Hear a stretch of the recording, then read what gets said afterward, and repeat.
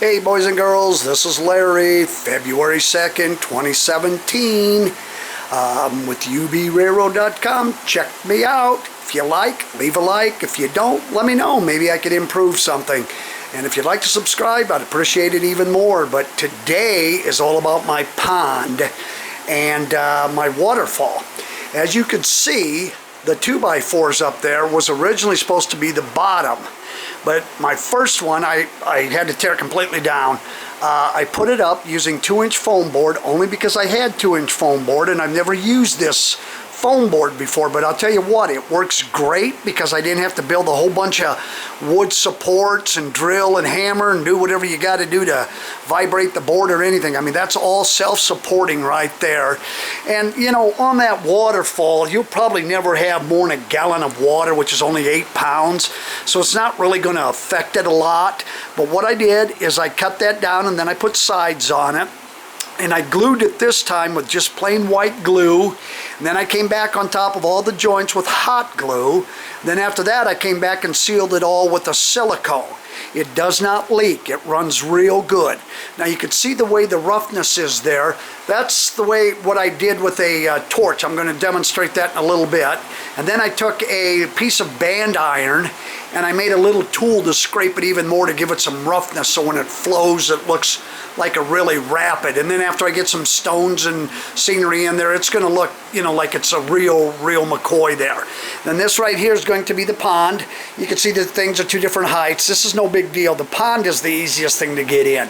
But I got to trim just a little bit off of this low side to bring it up. But other than that, this is the way it all goes down. Now, let me give you a little warning here. First time I put this together, I went to Menards and asked the so-called expert, give me the best glue you got for foam. He gave me a tube of foam glue. So I put it down, and it wasn't until about 4 days later that I actually tested it, and it leaked like crazy.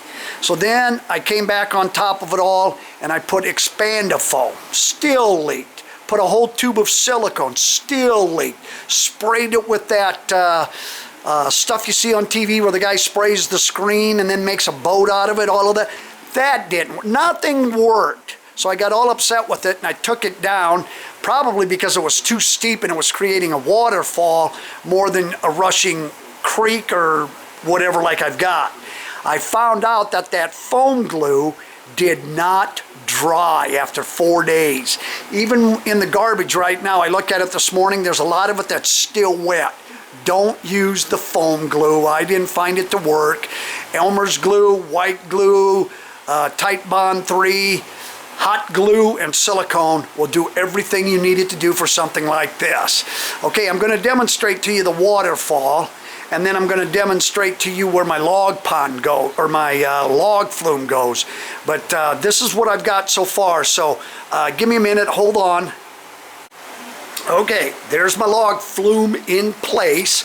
That worked real good on my other layout, and it should work real good here. Now, I don't know if you're going to be able to see this. I'm going to try and show you something.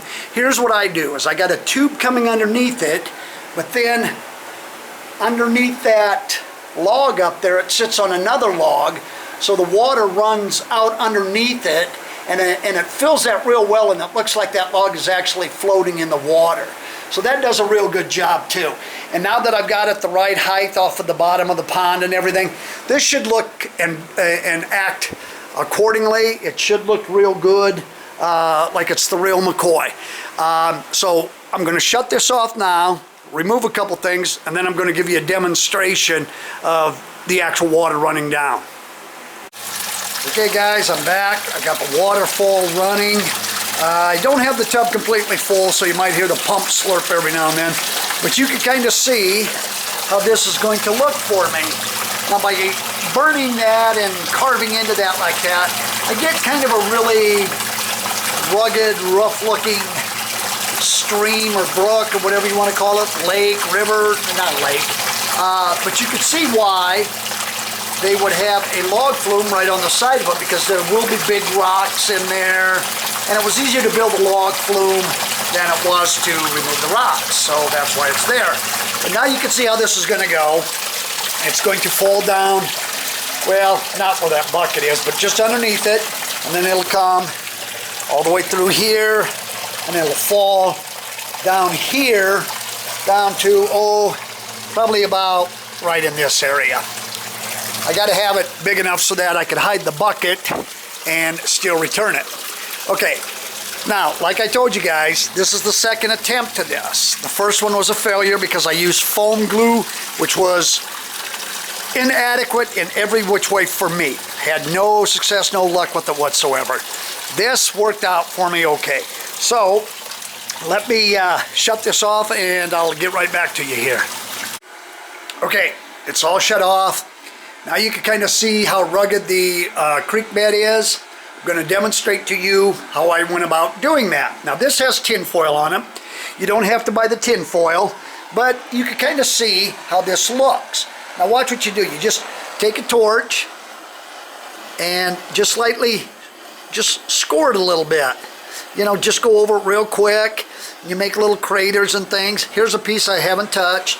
Now watch. Just kind of go over it. It melts it down. You just keep going with it. You get all kinds of irregularities. I mean, that right there you could actually use for a mountain as well. You could, let me shut this thing off. See this? You could take this and you could set it up and stain it, and that'd look like a really nice granite wall. Now do remember, this is 2 inches, okay? And look how far that melted that down. So if you get thinner stuff, you're going to have to be careful that you don't burn through it, okay? So don't burn through it. And whatever you do, don't burn yourself up or burn your house down. Be careful when you do this, because if you don't really pay attention, sometimes this styrofoam will drop a flame ball. And if it gets somewhere where you can't see it, it will catch things on fire. So do be careful, and don't let your little kiddies do this. Make sure they're well supervised and shouldn't have any problems. Okay, boys and girls. Now, this is where I'm at. I'm done with my waterfall. I've ran it for almost 2 hours, 100% dry, no perspiration, it's got all the support, everything I need.